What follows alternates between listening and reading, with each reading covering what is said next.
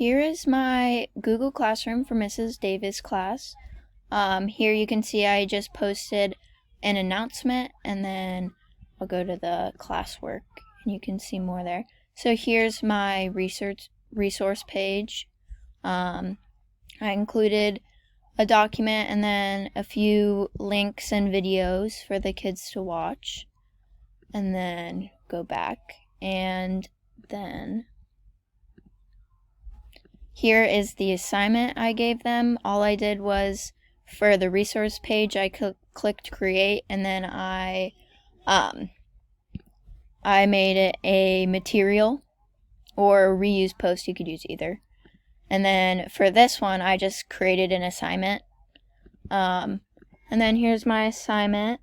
All my instructions here, and yeah, I'll go back to the home page and you can see both the things I posted there.